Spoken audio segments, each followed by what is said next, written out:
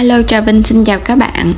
Hôm nay thì mình sẽ làm cái bánh giò chén, không cần đến lá chuối. Bánh vừa tiện lợi mà lại ngon nữa, nhanh gọn. Bột thì dẻo và nó có cái độ mềm. Bánh để sang ngày vẫn ngon. Với cái nhân thịt, trứng, bánh giò ăn cùng với nước mắm. Trước hết thì mình làm phần bột ha. Mình dùng đây 300g bột gạo. Bột gạo thì các bạn có cái loại to thì mình dùng loại to, không có thì mình dùng loại mịn. 100g bột năng hay là bột mì tinh. Mua lẻ ngoài chợ thì nó là bột mì tinh. 1 muỗng cà phê muối. Muối này mình dùng muối iốt á. Các bạn sẽ pha bột trước. Tại vì mình pha bột á, rồi mình để cho bột nó nở nữa, nên mình phải làm cái phần bột trước. Cho hết 2 loại bột vô, cho muối vô luôn, trộn sơ, cho bột và muối nó đều sơn cái rồi mình hãy cho nước vô. Mình sẽ lường vào đây trước là 1 lít nước. Cho đủ 1 lít nước để mình cho bột nó nở. Quậy cho bột nó đều với nước. Khi bột nó tan đều vậy nè, rồi bây giờ các bạn sẽ để đây. Mình để yên khoảng chừng 2 tiếng cho bột nó nở. Trong lúc đó thì mình cũng có đi nấu một cái nồi nước xương hầm nè. Nồi xương này để mình lấy được cái nước súp ngọt ngon. Còn cái phần xương thịt thì mình làm canh hầm ăn. Và luộc thêm 2 cái trứng vịt nữa, để chút nữa mình chẻ ra. Các bạn có thể dùng trứng cút thì mình luộc trứng cút ha. Tiếp theo là mình làm nhân. Mình dùng đây là 200g thịt nạc heo xay ra cho nó nhuyễn. Thịt này mình chọn cái loại thịt vai heo á, cho nó ngon. Một ít củ hành tím để chút mình phi, và hành tây. Nấm mèo khô, mình ngâm khoảng chừng 20g nấm mèo khô. Ngâm trước cho nó nở ra. Và một ít ngò thơm, hành lá để mình nêm cùng. Trước hết thì mình sẽ vắt hết cái phần nấm mèo này, vắt cho nó khô hết nước. Vắt cho kỹ. Mình cho nó qua bên đây. Các bạn nhớ vắt kỹ, đừng cho còn nước. Rồi mình sẽ cắt.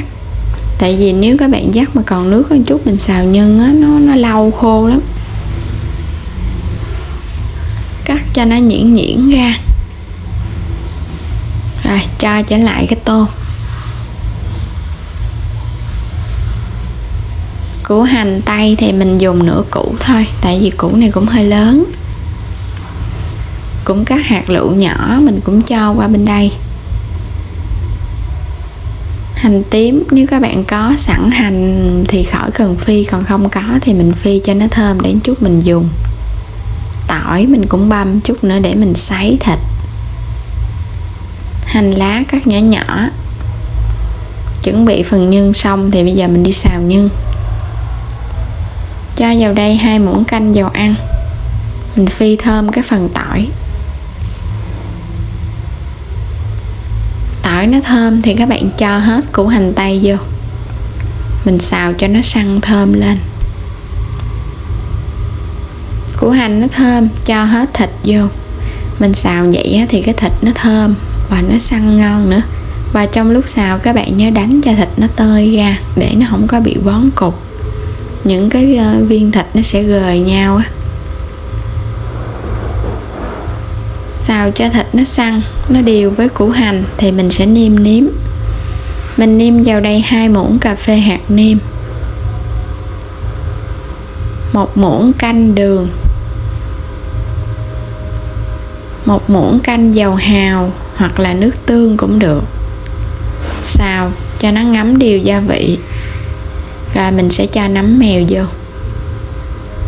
Xào cho nấm mèo nó thơm lên. Không cần mình xào tới kỹ quá đó các bạn, chút nữa mình còn hấp nữa, chủ yếu là cho phần thịt nó thơm. Rồi mình nêm tiêu vô. Cho hành lá vô nữa là tắt bếp được rồi, không cần để lâu.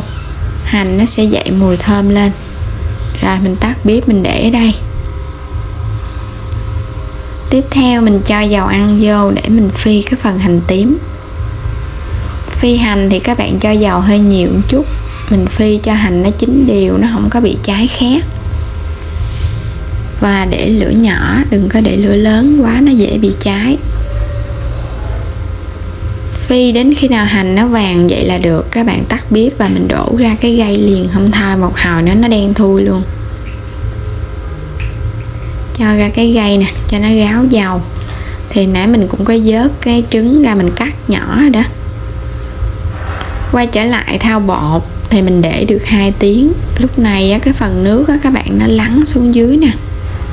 Mình sẽ gót bớt cái phần nước trong ở trên bỏ đi, để cho cái phần bột nó được ngon á, nó không có bị hôi bột, cũng như là bột bánh nó dai nữa. Mình bỏ đi được 200ml nước. Và mình sẽ bù vào nước hầm xương nè. Mình lấy cái nước hầm xương ra mình lường. Các bạn lường vô đi rồi mình coi coi đủ nước không nha. Mình lường được nửa lít nước hầm xương. Mình sẽ cho vào đây nửa lít nước xương này. Rồi dầu hành mình sẽ cho vào đây 2 muỗng canh, cho cái bánh nó mềm mịn. Khuấy đều. Vậy là tổng cộng mình dùng vô đây là 1,3 lít nước đối với 400g bột. Cho bột vô trong cái nồi để mình đi quậy, lấy trùng bột. Bắt lên bếp. Các bạn nhớ mình khuấy bột á, thì mình khuấy với lửa nhỏ, giống như làm nước cốt dừa vậy đó. Khuấy với lửa nhỏ để cho bột nó đặc lại từ từ. Sau khi bột mà nó đặc sệt vậy nè, các bạn sẽ tắt bếp liền, không cần để lâu quá ha. Và mình khuấy liên tục, lúc này bột rất là nặng tay.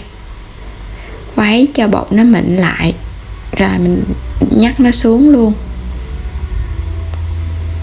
Mình dùng những cái chén nhỏ nhỏ này nè. Các bạn có thể dùng chén lớn hoặc chén nhỏ tùy theo thích bánh lớn hay bánh nhỏ. Mình sẽ múc bột vô những cái chén.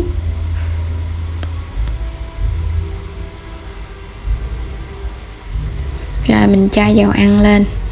Dầu hành đó các bạn, để mình quét để cho cái bột nó không có bị dính. Và cái bánh nó cũng thơm nữa. Tán đều nó ra xung quanh cái chén. Rồi múc nhân vô. Các bạn múc cho nó ngay chính giữa.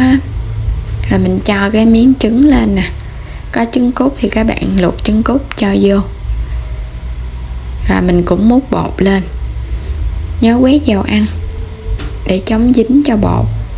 Và rải đều phủ hết cái mặt bánh. Thoa dầu ăn cho cái bánh nó mướt cái mặt. Rồi vậy là xong một chén bánh rồi đó. Tiếp theo chén bánh thứ hai các bạn cũng cho nhân vô. Rồi mình cũng quét đều cái lớp mặt. Xong rồi các bạn sẽ chất bánh vô trong cái sửng hấp luôn. Mình sẽ hấp từ từ. Đem cái sửng này đi hấp trước, tại vì hấp một lần không hết. Đối với cái bánh này các bạn sẽ hấp 30 phút với lửa vừa. Đúng 30 phút thì mình sẽ lấy bánh ra và chờ cho bánh nguội. Khi bánh nó nguội thì bây giờ mình sẽ lấy bánh ra và mình cắt bánh. Bánh giò này các bạn ăn nó phải nguội, mình phải chờ 1-2 tiếng á, cho nó nguội hoàn toàn thì mình ăn nó mới dẻ dặt, nó mới ngon ha. Còn nếu mới lấy ra mà các bạn ăn liền á thì cái bánh nó còn nóng, bột nó sẽ hơi mềm. Đây mình chẻ bánh ra nè. Ngon lắm luôn các bạn. Mình sẽ cho lên đây một ít rau ngò thơm, trang trí lên trên bánh. Bánh giò nhân thịt. Và cái bánh mình có thoa dầu cho nên rất là tróc, nó không có bị dính cái chén. Và bao nhiêu bột thì mình làm được bao nhiêu bánh nè. Những cái chén bánh giò. Bánh này mình sẽ cắt nó ra, chan nước mắm để ăn. Cái phần bột nó có cái độ mềm và nó có cái độ dai nhẹ. Chẻ bánh ra. Bánh giò mà các bạn làm nhão quá thì ăn cũng không ngon. cho thêm một ít rau và cuối cùng là mình cho hành phi lên. Các bạn có thể ăn với chả giò nếu như thích, hoặc là chả lụa, tùy theo sở thích. Mình thì mình chỉ ăn vậy thôi à. Chan thêm nước mắm chua ngọt. Nước mắm này là mình dùng 1 muỗng đường, 1 muỗng nước mắm và 2 muỗng nước. Cho thêm chanh nữa. Vậy là mình đã hoàn thành xong cái món bánh giò nhân thịt, trứng với cái cách pha bột siêu đơn giản luôn. Bánh rất là ngon, mềm mềm, dai dai và hoàn toàn không hề nghe mùi bột. Các bạn ủ bột lâu á, thì bánh nó càng ngon ha. Có thời gian thì mình ủ thêm khoảng 4 tiếng. Ăn cái bánh này á, thì phải không thể thiếu là nước mắm á. Chan nước mắm vô thì cái bánh nó mới đậm đà. Và đến đây thì mình xin kết thúc video nha. Cảm ơn các bạn đã theo dõi, ủng hộ kênh của mình. Và đừng quên đăng ký kênh giúp mình, chia sẻ những video của mình nữa nha. Hẹn gặp lại các bạn trong những video tiếp theo.